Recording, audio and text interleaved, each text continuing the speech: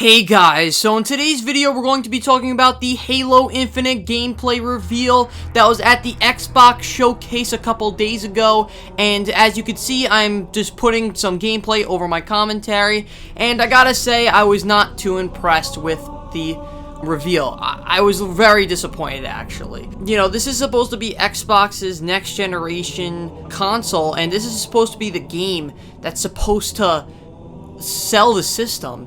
And it looked like an Xbox 360 game. Halo 4 on the Xbox 360, a game that came out in 2012, looks better than Halo Infinite, a game that's supposed to be coming out in the holiday season of 2020.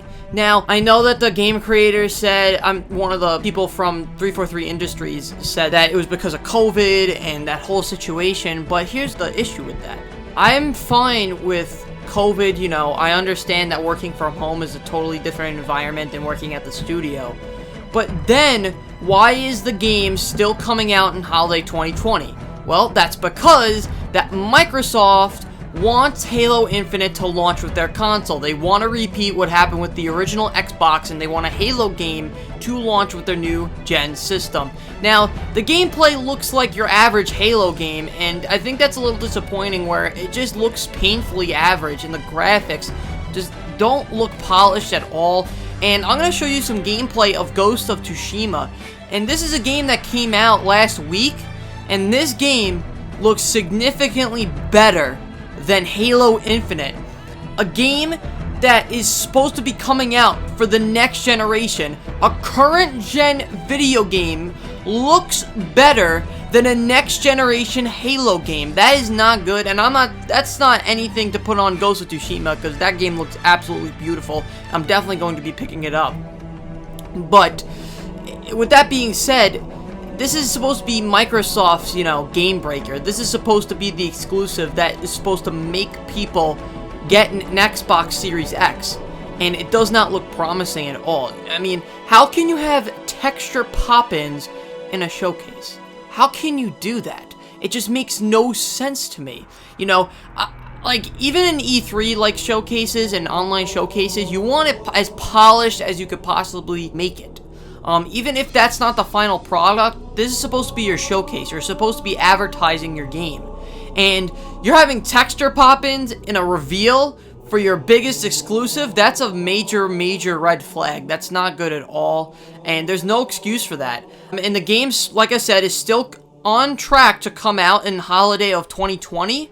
So there's no excuse why these graphics should be as bad as they are, and why the game should have texture pop-ins. There's no excuse. And here's the picture right here. This is a picture from the actual gameplay that I screenshotted on my computer. I ran at 1080p, 60 frames per second, and yes, that is an actual picture from the gameplay reveal of Halo Infinite. That's not good, guys. That's not good at all. And Microsoft has to get their act together. I don't know what it's going to take for Microsoft to actually invest money and resources into their exclusive games. Halo is supposed to be their big dog title, and they can't even get that right? That's pretty pathetic on their part. And, you know, it just, even like they revealed the new big bad villain, it just looks like so average. I was expecting like a groundbreaking Halo game, you know, to come out with the new console, and it just looks so average and ugh. And this is the Xbox Series X. And from what I'm hearing, the console is supposed to be very, very powerful. And you're telling me that this is the game that's supposed to be showcasing its potential, and you can't get it running correctly in a showcase? It's just pathetic all around. Xbox and Microsoft need to get their acts together in order to compete with the likes of Nintendo and Sony, because what exclusives does really Microsoft have? Like they have Gears of War, they have Halo. I guess they're messing up Halo, and Gears of War hasn't been good since Gears of War 3, and they just can't compete with the likes of Sony and Nintendo. They can't compete with them, and that's not good. It's not a good sign for Microsoft, because they compete for the same market as Sony. And yeah, Nintendo just kind of does their own little thing, but this isn't good for Microsoft. And this is not a good thing for them. And they need to get their act together. They need to put something together that's gonna wow people. Because, like I said, The Last of Us Part 2 was very disappointing, but Sony bounced back with Ghost of Tsushima, and they have a slew of more exclusives coming out for the PlayStation 5 than the Xbox Series X. And Microsoft acquired all these new studios, but they don't matter. Those acquisitions don't matter unless you do something with them. They don't matter unless you create good quality exclusive titles for your console. They don't matter. And that's what they have to understand. Those studios are worthless if you don't put the money and the resources into their product. Okay? Sony, they have Insomniac, Naughty Dog, before Last of Us Part 2. Sucker Punch Games. They have a whole ton of other studios, and even such as Sony Santa Monica. Like the God of War.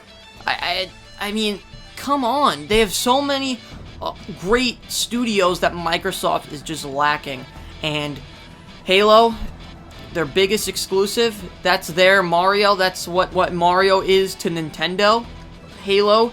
And Master Chief is to Microsoft. That's their mascot, and if they mess that up, Microsoft is in deep shit. They're in big trouble. So, with that being said, thank you for watching this video. Make sure to like, comment, and subscribe. To follow us on Instagram and Parler, and also check out the G-Man podcast. We are now on Apple Podcasts and SoundCloud, and most importantly, Spotify. And I'll see you guys next time.